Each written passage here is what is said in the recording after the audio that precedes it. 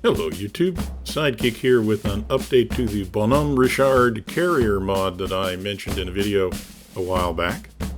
Although honestly this update is really less about the carrier than about a new asset that comes with the Bon Homme Richard, which I'm very excited about. You see, this new asset sort of addresses a mistake I made in my original video. I said that the F-4 operated off of the Essex class carriers. Well, this isn't true. It is true that it was tested to see if it could operate from them, and there are pictures of that testing, and that's kind of what fooled me. But in fact, it never operated from an Essex class carrier in anger. All of which is to say that left us in DCS with a bit of an issue, because we could operate our beloved scooters from the Essex class carriers, but we couldn't complete the air wings because we didn't have a fighter to accompany the strike aircraft. Till now. Because the really exciting thing about this release of the Bon Homme Richard is that it includes a model of the F-8 Crusader. Now, the F-8 was the principal escort and interceptor of the United States Navy Air Wings at the start of the Vietnam War.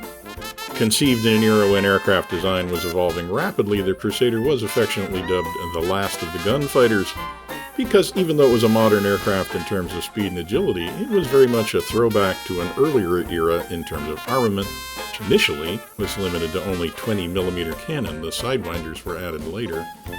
Now, it was eventually superseded in its roles by the F-4, but it was the only aircraft to equip United States Navy fighter squadrons aboard the Essex-class carriers during the Vietnam conflict, and so it is really an important addition to DCS for those of us who are interested in creating or recreating missions from that era.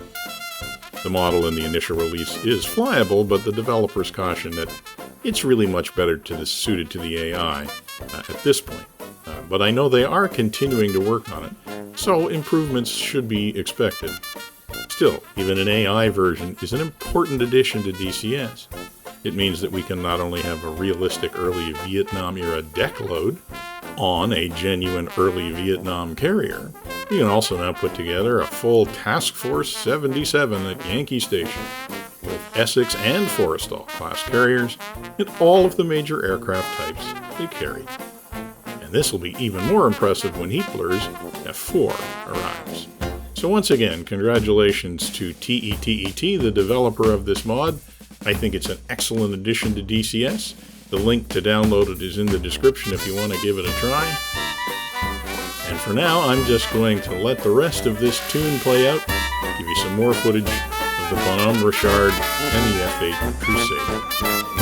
Thanks for listening.